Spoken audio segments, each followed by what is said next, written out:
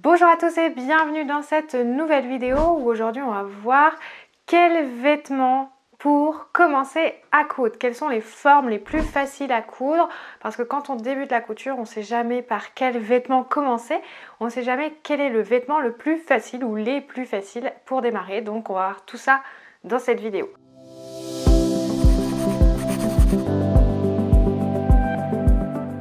Mais avant de démarrer, vous pouvez télécharger mon nouveau guide gratuit pour vous aider à apprendre à faire des patrons sur mesure. Ça se passe juste en dessous de cette vidéo.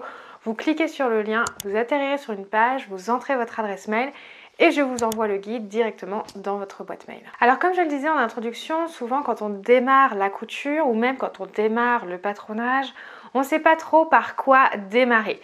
Quels sont les vêtements, on va dire, qui vont nous permettre de prendre la main avec la machine et avoir de jolis vêtements qui soient faciles à coudre.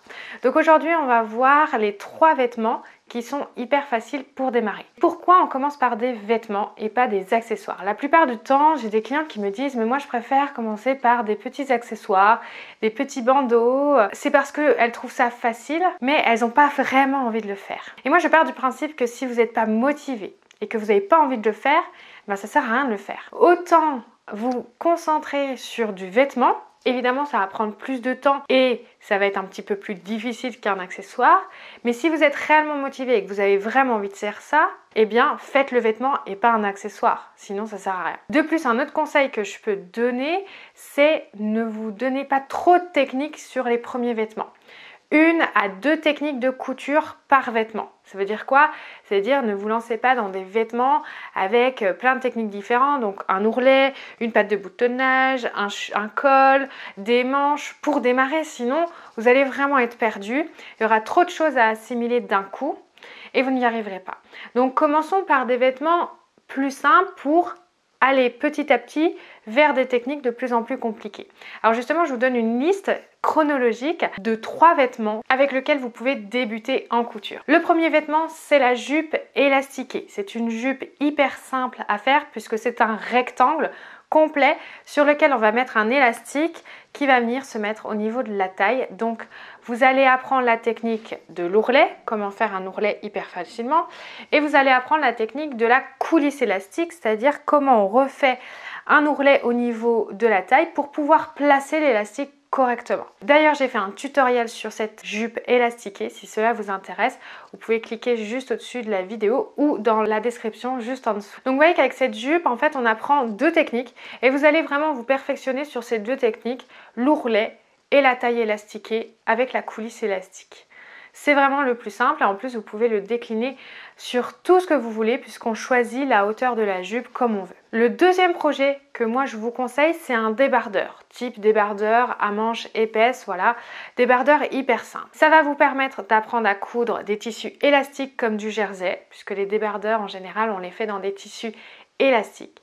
Et ça va également vous permettre d'apprendre à faire des cols correctement, des cols de débardeur ou des cols de t-shirt, puisqu'il y a vraiment plein de petites techniques là-dedans. Donc vous allez vous perfectionner avec votre machine à coudre sur la couture d'un tissu élastique et d'un col élastique pour un débardeur en jersey. Et enfin, le troisième vêtement que je vous conseille vraiment pour aller encore plus loin, c'est la blouse large. Alors la blouse large, c'est quoi? C'est une blouse qui est assez ample au niveau de notre buste, donc pas besoin d'ajustement. Et également, on fait des manches un peu larges, un peu volants.